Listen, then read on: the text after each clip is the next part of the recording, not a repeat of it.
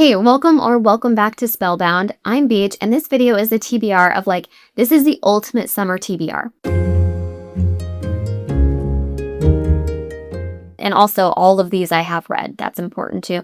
These are all just really, really good, best of, I think, of all the other vibes combined. If you just want really good recommendations of specific summer vibes. Okay, for example, I do have a light and fluffy rom-com in here, but I've got the best one, okay? So this is My Killer Vacation. This is by Tessa Bailey, our queen, okay? And I say that with an asterisk because if you start reading her backlist by a certain point around 2012, you're gonna start hitting propaganda, and we're not here for that. All right, we just stop reading once you hit It Happened One Summer. Just start there and from It Happened One Summer to present, okay? That's it. Now, we love Tessa Bailey. Why do we love Tessa Bailey? Because she writes the book equivalent of early 2000s rom-coms. Her books have a hyper-focused lens. You're only going to be following the romance of these two characters and their adventure, and it's going to be a jolly good time in that it's going to be completely off the wall premise. It's always going to be slightly ridiculous, very funny, extremely steamy, and there's going to you would be surprised at how dynamic Tessa Bailey can make a story that is really only about two people. And it's fun. It's just super, super fun. And because of that hyper-focused lens on the book, it makes it easily, compulsively readable and so much fun to do so. So this book is about this girl who goes, I want to say Cape Cod. I literally just read this book again for the third time a week ago, and I've already forgotten so many details. I have no idea who these characters are. I have no idea where the book takes place, but I'm thinking it's a Cape Cod town. It's a very touristy, bookish town, and as soon as this girl gets to her Airbnb, she finds the dead body of the landlord. Oopsie. And so she is somewhat of a true crime girly, and she's kind of curious about who did it. And so she starts her own little mini investigation. The cops don't know who did it. They don't seem to be really too interested in looking into it. They don't think it's a serial killer or anything like that. That's on the loose. And so the sister of the deceased actually hires a private investigator turned bounty hunter into looking into the case. And so this super grumpy, absolutely a grumpy sunshine plot trope, by the way. This super grumpy bounty hunter comes in, and he the last thing he wants is some amateur true crime detective girly who's a first grade teacher to be meddling in the plot. But of course that's what happens, and obviously there's romance, and it's so cute. And every single scene and location are different touristy little beach things. So it's very, very summery. It's very fun. It's a really, really good time. So and I've read this clearly 3 times in 3 years. I just enjoy it. It's just got such fun summer vibes. If you're gonna go for this vibe, you can look at either my Sunny Summer TBR for more books that I haven't read, and we can read them together and discover them. But if you just want one that's a sure hit, home run. Okay, but what if you're but BJ, I have feelings and I want to feel my feelings this summer? That's fair. I don't know what that's like, but I've got you. This is Lost Lake. This is by Sarah Addison Allen. This is back from when I used to read books that gave me a lot of feelings. This would be a 90s film starring a cast of all women. I mean, you'd have to have some men, I guess. But this is the book equivalent of the Steel Magnolias, Fried Green Tomatoes kind of book, as are all Sarah Addison Allen books. I genuinely enjoy them very much. They're not quite magical realism, but they're dreamlike and romantic, and that sisterhood over everything kind of vibes. And I'm not making fun of it. I genuinely love these books, and I genuinely love these vibes. This is Lost Lake by Sarah Addison Allen. This is about a girl and her very young daughter. Her husband has just died maybe a year ago. Anyway, she goes to spend time at Lost Lake, where she remembers spending time as a child. And there's this whole community of people who vacation for the entire summer on Lost Lake. And they're mostly older, right? So it's her mom and her mom. No, it's her aunt. It's her aunt. She goes to stay with her aunt. So her Aunt Ebby and her eccentric friends this whole summer while she's here at this lake, kind of relearning what community feels like and friendships. and kind of picking herself back up. There's also a young man. There is romance in here, but because this is more of a book equivalent of a 90s rom-com, there's a lot more focus on the character development overall of our protagonist that focuses on her relationships to herself and to her community and to her like friendships and other relationships more than just the romance. But there is a romance in it, and it's a local who she was like very, very close friends with when she was a kid, and played on like by a Lost Lake when she was a kid. It's very beautiful. It's very 90s feeling. It's not from the 90s. And I gotta say that, like, when I say 90s movie, I hope you know what I mean. Like, isn't there a movie? I'm saying movies I've never seen because I don't like 90s movies. Because they're so this. Because they're so feelings heavy. And that's what this feels like. It's anyway, like Bridges Over Madison County, I think is either I just entirely made that up or that movie exists, and I know it does, and it's got feelings in it. So it's things like that. It's relationship heavy. And yeah, I recommend that. I love this book. I've read this book so many times. I genuinely love it. It's sad, but in like a happy way. You know? All right, switching vibes a little bit, we've got like a classic spooky middle grade. So this is Dark Waters. This is by Catherine Arden, believe it or not, because Catherine Arden is a god among men and just writes everything perfectly. And when I say everything, I mean like she can write anything. She can write anything she wants, and when she writes it, it's going to be a hit. Not just a hit commercially, but like a literary hit. This book is not literary. This is a middle grade, and it's exactly what you want from a middle grade. Exactly. It's so good. She writes such good spooky atmospheric shit. So this is actually in a series of 4 books that's really good. It starts with Small Spaces, which is just one of my favorite books fucking ever. But we don't have time to go on this tangent. You're gonna keep me on track. I know you are. Thank you, and I appreciate you. But anyways, this is the 3rd in that series. They can absolutely be read as standalones, 100%. But it is part of a larger story that does make, like, they're all connected in like a very fun, spooky way. But yeah, this is about Dark Waters and about a creepy lake monster, and she writes that shit really well. And so if you like spooky, you'll like this book. Even if you're not even like a huge middle grade fan, I promise you're gonna like this book. It's so much fun, and it's exactly the spook that you want. It's exactly it. Completely switching gears, and you're like, no, I want like real atmospheric spooky. I want to feel uncomfortable. I want to feel it in my teeth. I heard you, and so did Christina Henry when she wrote The Ghost Tree. This book feels like humidity, okay? This book feels like when you're like over a hike and you're just ready to get home because you're like gross. You're like, I'm ready for a shower, but you don't quite remember the way back. I'm making up an entire scenario using it as if this is a common relatable occurrence. I have to stay focused. So this book is terrifying and atmospheric, and this book is about this place. I was gonna say Stars Hollow, but I know that that's not it. It's Smith's Hollow. But anyways, what keeps happening is that girls all over the fucking place keep being found with their bodies torn apart and their heads missing. It's really gruesome and graphic, but it's Christina Henry, so you should know that going in.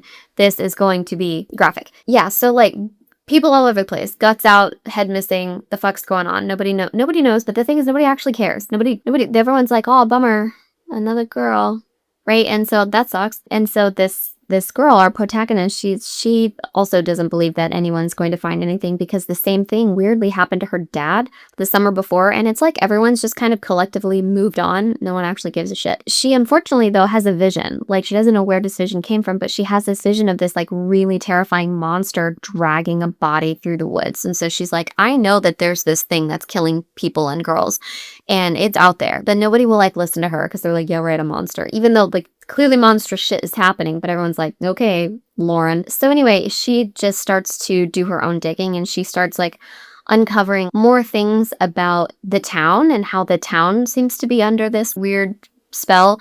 And the more that she digs, the more she finds the word that they use is like rotten, like something's rotten in here. And it's very good. It's very good. It's very Christina Henry. So this book is ruthless, and it's gonna feel ruthless when you read it. It's not so much suspenseful, so this isn't like a thriller. It's a horror, and it's atmospheric, and like I said, it feels like humidity. It feels like traipsing through the woods when you're already tired and you want to be home. That's what this book feels like. So I highly recommend it. I love this book very much. A somewhat similar vibe, but this one is definitively more YA and less horror. Not less gruesome, just less atmospherically horror. So this is The River Has Teeth. And who's this by? Erica Waters. This is very good. This is much more action-oriented on behalf of our protagonist and her family. This is sort of like about a family's connection to the woods and to this river in the woods and to this tree that's by the river in the woods, and some like really horrific shit that has gone down in these woods and how that has affected the nature of the woods and the personification of the nature of the woods and the magic system of the woods all have a part to play in this, as does vengeance. And I fucking love a revenge plot. I was so amped when I finished this book. And you can decide for yourself if that's a good thing or a bad thing to be amped after reading this, but I fucking loved it. It's very good. It is slowly violent. It is atmospherically violent. I would say. It's not like as atmospheric and as humid as The Ghost Tree, but The Ghost Tree is written to be horror. This book has much more of a plot to it, and it's much faster pacing. And again, it's written for a different audience, so keep that in mind. I genuinely love this book. As with like all of my summer TBRs, right? So I didn't make one this year, but every year in the summer in August, I read a Peter Pan retelling. One year I read 13, and that was too many. And I loved them all. That's not true. That was a lie, what I just said. I love that I read them all. That's true. This is the best of, right? So this is probably, I don't know if it's my favorite retelling that I have read, but it is the best retelling that I have read of Peter Pan. This is Tiger Lily by Jodi Anderson. This is a YA for a YA audience, and this is epically fantastic. This is a look at Peter Pan. This story, by the way, is told, it's narrated by Tinkerbell, even though she as a character in this story does not speak. She's not a speakable character. So it's her perspective we're telling. But the story is the story of Peter Pan about Tiger Lily. Like Tiger Lily is the protagonist of this story, and the lens through which we're looking at this story is colonization. What does it look like when Peter and the fucking Lost Boys come and colonize Neverland? And what does it look like when they bring the pirates? And what does it look like when they destroy the inherent indigenous magic of this land and bastardize it? It is so sad. This book. I'm still truly emotionally recovering from this book. This book is one of the best books I've ever read ever, but that's also because I genuinely love Peter Pan as a story, as a concept. And this book is clearly written by someone who also deeply loves and understands and cherishes the thematic elements of Peter Pan and pays homage to them really well, and looks at them not even in an entirely new way, but just looks at them with such a modern take of like, how do we look at this story and continue to appreciate this story and continue to criticize this story looking at this? And also, how do we tell the story of now? Like, there's such empathy in this book, and there's such heartache in this book. But the thing is, what I love the most is that this is all Peter Pan books should be. This is a coming of age story. This is a story about the joy, imagination, and grief of growing up, and what it means to grow up is seeing yourself as part of the fabric of a collective, and part of seeing yourself as having a role to play in furthering a narrative that, even though, yes, time is cyclical, time isn't linear, and yet history and the way that we perceive it and experience it is. So growing up is seeing yourself as part of that. And so having this look at an indigenous main character, what that looks like for her story, was just spectacular. It was spectacular. It was a spectacular book. It's an incredibly rich reading experience. I cannot recommend this book enough. Bring tissues and snacks for this book. This is a journey. I want to include one nonfiction in this list because it's summer and we have a little bit more time and brain capacity perhaps to just like pick up a book and read about something completely new and different. And this is one of my favorite nonfictions ever. This is The Hidden Life of Trees. This is by Peter Wohlleben, and this is very good. It's about trees. Most specifically, though, it's about trees as systems, as like forest systems, and the root network of trees and forest systems and the way that they communicate. And this is very, very interesting, but the best thing about it is the way that it's written, which is it's written in a way that personifies the trees.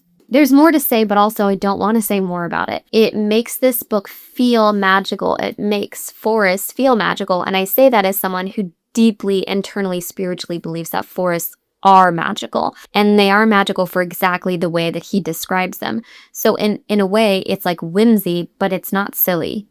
And it's fantastical, but it's not fantasy. And it's personifying them, but it's not. It's just acknowledging that that is, in fact, how it works. It is fucking magical. The ways that trees communicate with each other, the ways that trees feel things, and they do, the way that trees speak, and they do, the way that trees move, and they do. He has written this in a way that can appeal to even the most unimaginative people by using language that we wouldn't typically use to describe something that's science-y and, you know, ecological. But he's doing it in a way that still appeals to your imagination anyway, but not in a deceptive way and not in a silly or reductive way. It's just a way for you to experience it and connect with the subject matter more deeply. And yet nothing he says is untrue. And so this is just a very, I would use the word cozy, but it's not cozy because the stakes are low.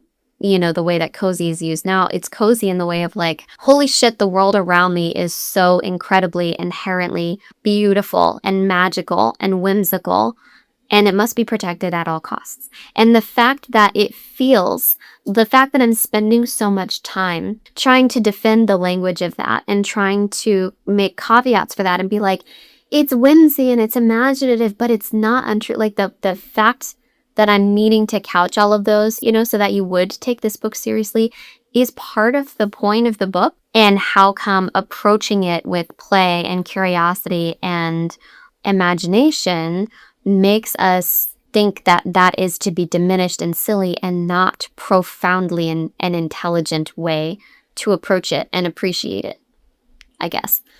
Why did I diminish everything I just said with I guess? I guess that's just my silly little girl thought. Everything I said was intelligent and right. This book is fantastic and I recommend it, and I recommend it for your whimsical, imaginative heart that I know is in there. Or else you wouldn't be here, for sure. So yeah, I recommend it, and then go hug a tree, and then go name a tree, and then like hang out with that tree. My favorite tree's name is Tabby, and he lives right out there. And finally, no summer epic summer TBR list would be complete without Daughter of the Pirate King by Trisha Levenseller. This one, however, is and can be read as a standalone. There is a sequel. If you read the sequel, I recommend reading this one first just so that you have a little bit more context of what's going on. The third one, you could have read these two or not. It doesn't matter. It's completely up to you. Regardless, this one's my favorite. This is the first one. This is Daughter of the Pirate King. This one has my favorite protagonist in a YA book that I have ever read. Her name is Alosa. She is, as you would imagine, the daughter of a pirate king, so she's very princess-coded.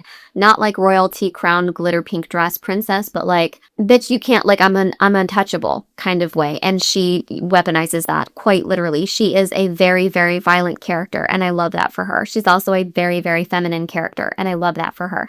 She is the captain of an all-women pirate crew, and they're all badasses and also all very violent, and I love that for her.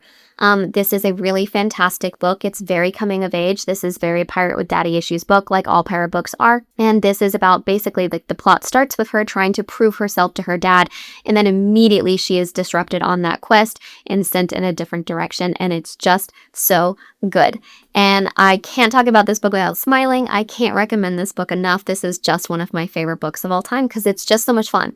This is, if you want a book that is a swashbuckling pirate adventure and you're like, I don't have time for all those pirate books on that pirate TBR that you threw together, this one will do it. This one will check all of your boxes. This has everything that you need, including and not limited to a female protagonist that is just the most fun character ever. So that's it for me. That is a collection of just the most ultimate summer vibes ever. I tried to pick like the most muchness of every category that you could possibly want during the summer. Like if you're not sure what mood you're in, but you're a mood reader, I hope I covered all the bases, and I hope I found something that speaks to you that sounds like something fun that you would like to read this summer. And then absolutely, if you pick any of these books up, please let me know, because these are great books. These are all great books that I absolutely recommend reading. I think that you're going to love them. I hope that you love them because I do. So please talk to me about these books. Like, just talk at me about the books and be like, hey, I picked this book up, even if you hated it and been like, I don't know what the fuck you were talking about. This book was terrible. Tell me Tell me, like, that's okay. I do not get personally offended when people don't like books that I like. Like, that doesn't affect me in any way. I genuinely want and love to know what people love and hate about books because everybody is so different. And I just want to know what books speak to you and what books don't and why. So, if you've read any of these books, please talk to me about them. You know, talk at me. Let me know. And as always, take care, drink your water, fight fascism, and happy reading.